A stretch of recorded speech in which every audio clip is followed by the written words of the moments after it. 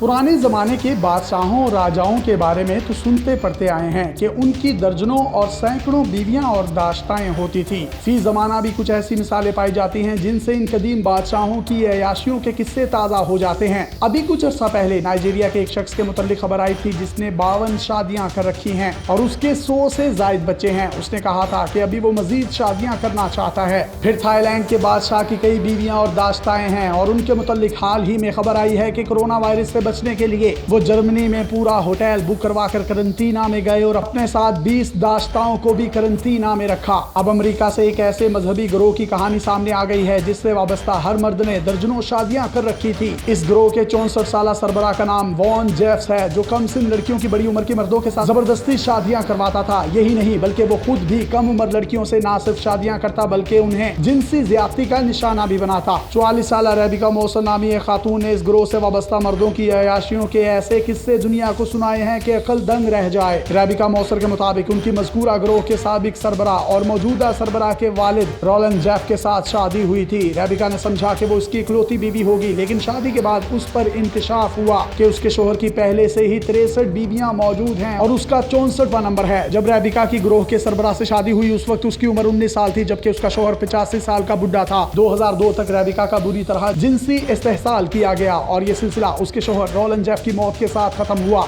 अपने शोहर के इंतकाल के बाद उसकी दोबारा शादी करवाई जानी थी, लेकिन वो शादी से पहले ही भाग खड़ी हुई। रोलन जेफ के इंतकाल के बाद इस गिरोह का सरबराह वॉन जेफ बना, जो रोलन का बेटा है। उसने भी अपने बाप की रिवायात को बरकरार रखा। हजारों खवातीन वॉन जेफ्स के हल्का अकीदत में शामिल थीं। वो खुद भी इन खवातीन में से जिसके साथ चाहता जिनसी ताल्लुक कायम कर लेता और जिसे चाहता उसकी शादी गिरोह के किसी मर्द के साथ करवा देता। वॉन जेफ्स अपने गिरोह में किसी बादशाह की हैसियत रखता था। उसका हल्का असर 3 रियासतों एरिज़ोना, ओटा और टेक्सास पर मोहित था। 2006 में FBI ने उसे कम उम्र लड़कियों से शादियां करने वाले 10 मतलूब तरीन मुल्जिमान की फहरिस्त में शामिल किया। उसके खिलाफ कई मुकदमात थे और जब उसे FBI ने गिरफ्तार किया उसके 90% से ज्यादा पैरोकार भी मफरूर हो गए, जिनकी वॉन जेफ्स ने दर्जनों शादियां करवा रखी थी। रेबिका मौसल ने वॉन जेफ्स की गिरफ्तारी में अहम किरदार अदा किया। उसने पहली बार 2007 में वॉन के खिलाफ गवाही दी। मजमूई तौर पर रेबिका ने उसके खिलाफ 20 बार गवाही दी। एक बार तो वो गवाही के लिए सुर्ख रंग का लिबास पहन कर आई। ये वो रंग था जो गिरोह के लोगों के लिए ममनू करार दिया जा चुका था। तहकीकात में मालूम हुआ कि वॉन जेफ्स ना सिर्फ खुद कम उम्र लड़कियों के साथ शादियां करता था बल्कि दीगर मर्दों की भी चर्च में कम उम्र लड़कियों से शादियां करवाता था। इस पर दर्जनों लड़कियों को जिनसी ज्यादती का निशाना बनाने के इल्जामात के तहत मुकदमा चलाया गया और अदालत ने उसे उम्र कैद की सजा सुनाई। अब वो जेल में अपने करतूतों की सजा भुगत रहा है।